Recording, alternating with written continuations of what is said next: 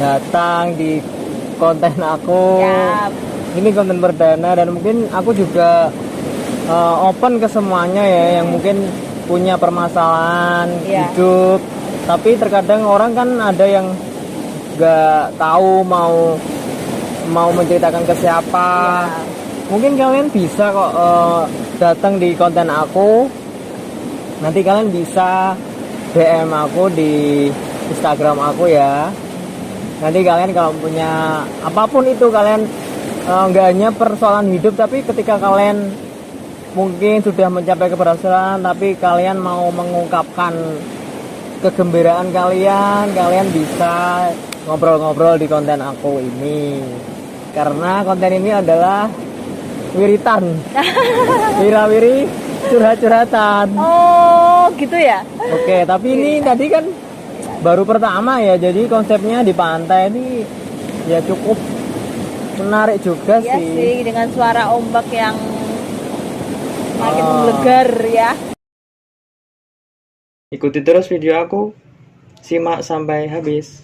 Buat yang baru mampir, kalian bisa klik like, subscribe, dan komen di kolom komentar, dan juga bisa share ke teman-teman kalian supaya mereka tahu informasi terkini. Enak ya kalau di pantai gini nih.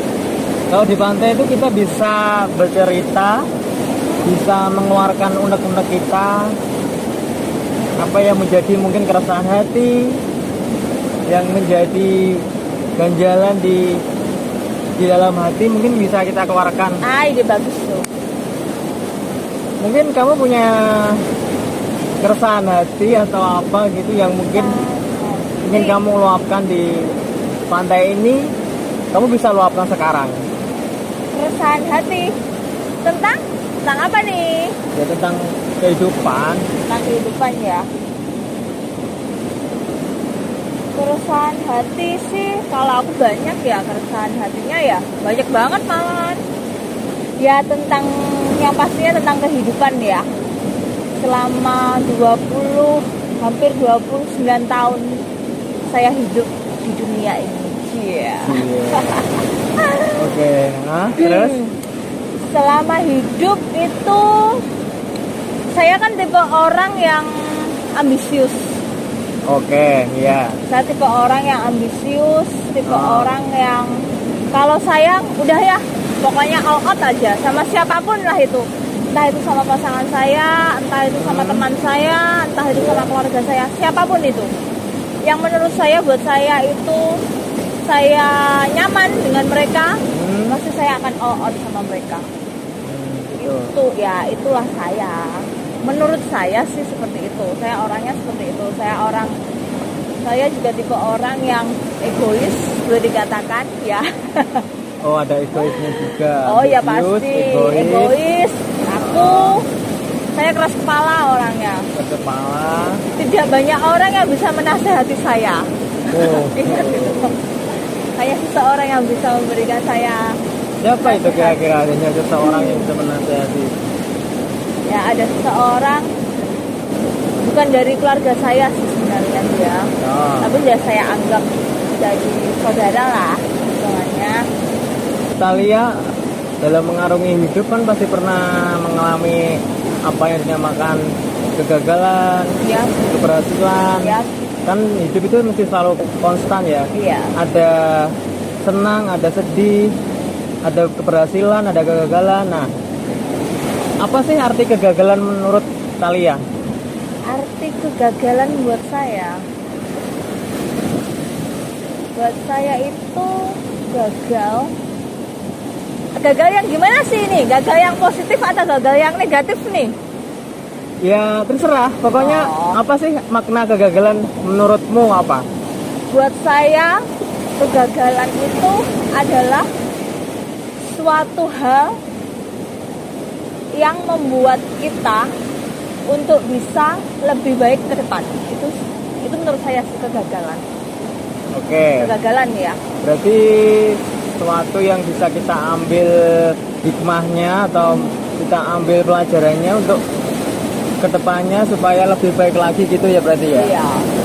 Itu makna kegagalan buat saya. Nah, Kalau boleh tahu, apa sih kegagalan terbesarmu selama hidup ini? Kesalahan, bahkan kegagalan terbesarku ialah saya terlalu mempercayai orang 100%. Terlalu mempercayai orang 100%. Nah, banyak orang yang berkata bahwa percaya sama orang itu nggak harus 100%. Kita percaya sama orang itu harus 50%. 50% percaya sama orang, selebihnya kita harus curiga. Benar nggak? Tapi saya bukan tipe orang yang seperti itu. Saya kalau percaya sama orang, ya udah, saya percaya 100% sama dia. Oh gitu. Siapapun itu. Nah, kalau kita bicara masalah kegagalan kan nggak imbang kalau kita nggak bicara mengenai keberhasilan atau pencapaian yang telah kamu alami sampai detik ini ya. Tadi kegagalannya apa tadi? Kegagalannya saya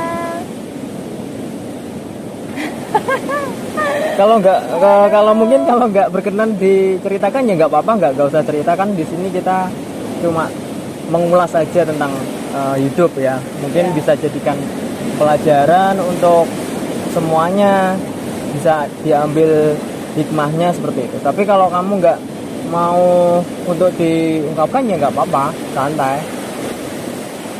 Saya itu gagal itu hanya dua hal.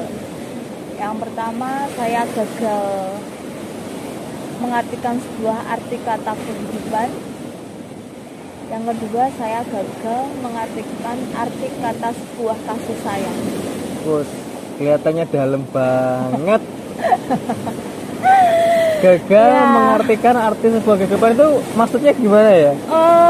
Kalau berbicara sebuah kehidupan itu kan pasti luas ya. Kita berbicara dengan kehidupan itu berhubungan dengan banyak orang ya, yang pastinya ya. Bahkan itu keluarga, teman, ataupun itu siapapun itu ya. Saya pernah gagal di area yaitu dua, ya keluarga juga ya teman.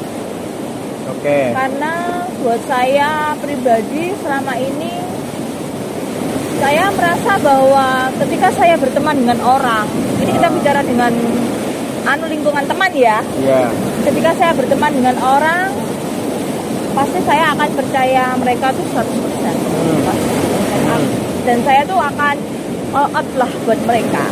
Meskipun mereka memandang saya itu ya ada yang ya ini kita asumsinya negatif ya. Untuk saat ini asumsinya negatif dulu. Kalau untuk yang negatif ya saya bisa memanfaatkan anak ini gitu untuk keperluan saya pribadi. Itu yang negatif ya. Tapi kalau yang positifnya, kalau mereka bisa lihat saya bahwa saya memang orangnya seperti ini gitu. Harus berteman dengan siapapun lah, kita memang harus sebisa mungkin kita harus baik lah, ya kan? Kalau kita bisa baik ke orang, pasti paling tidak kan orang juga bisa baik ke kita. Iya benar. Tapi nggak semua orang bisa kan menerima kebaikan kita ya. Benar. Ya itu. Kan terkadang kita sudah baik kepada seseorang, tapi belum tentu juga seseorang bisa baik kepada kita seperti apa yang kita lakukan ke mereka seperti itu kan. Ya itulah namanya kehidupan. Kita nggak bisa menuntut semua orang itu seperti dengan keinginan kita. Tapi yang terpenting menurut aku adalah kita harus tetap berbuat baik. Betul. Jadi berbuat baiklah walaupun kamu nggak diperlakukan baik. Ya. Nah, menurut aku sih seperti itu. Betul. Di ajaran manapun juga seperti itu ya kemungkinan ya. Iya benar. Banyak orang bahwasanya kalau kita gini aja. Jadi akhirnya jatuhnya tuh malah mikirnya gini. Kalau kita berbuat baik, kita jangan berharap orang lain berbalik untuk berbuat baik kepada kita. Itu. Jadi otomatis ya kalau kita berbuat baik ya udah berbuat baik aja, jangan istilahnya jangan mengharap imbalan mereka untuk berbuat baik kita. Meskipun katakanlah saat kita dalam kondisi kita lagi di atas, orang lain kan pasti akan banyak mengerumuni kita ya. Itu sudah pasti banyak teman-teman ataupun saudara, pastilah itu. Tapi pada saat kita yang ada di bawah itu nggak ada satu orang pun itu yang mau, jangankan melirik kita, jangankan menolong kita, lihat saja pun itu aduh rasanya kayak istilahnya kayak gini loh. Kotoran hewan itu lebih berharga ketimbang kita pada saat kita jatuh. Itu yang saya petik. Saat saya di titik nol saya melihat bahwasanya oh ternyata ya inilah manusia. Ketika kita di bawah, ketika kita di titik terendah, di angka nol, kalau bilang kalau di Pertamina bilang mulai dari nol ya. Ya itu ya saya merasa bahwa kita bisa ngelihat kok orang itu yang benar-benar teman kita, orang itu yang benar-benar care sama kita, orang itu yang benar-benar peduli sama kita, itu kita akan lihat di saat kita tuh di posisi rendah kita, saat terpuruk itu tadi ya. Saat terpuruk kita. Okay. Dan saya tuh dengan adanya ya, saya dengan melalui semuanya ya, karena saya sudah bertahan hidup setidaknya hampir 29 tahun ini. Saya memetik semuanya perjalanan hidup saya bahwasannya ya manusia namanya tetap juga manusia ya. Manusia itu tidak lepas dan tidak luput dari pergumulan, persoalan hidup. Iya, benar. Kalaupun kita tidak ada di level kita dalam pergumulan ataupun persoalan, kita nggak tahu yang namanya Tuhan itu siapa, benar nggak? Kok kita pembahasannya jadi dalam gini ya? Hidup adalah sebuah perjalanan. Kita perjalanan. Yang dimana di dalamnya, di tengah-tengahnya itu proses. Iya, ada persoalan-persoalan yang harus kita selesaikan. Iya. Jadi kamu tadi bilangnya gagal dalam mengartikan hidup. Iya, mengartikan. Berarti kamu sudah berada pada posisi yang sangat terpuruk seperti itu. Ya. Nah, itu kamu gimana menyikapinya? Ketika saya di posisi manusia lama saya ya, manusia lama saya itu yang berarti saya yang sifatnya memang saya arogan, saya yang egois, saya yang istilahnya saya emosional orangnya itu.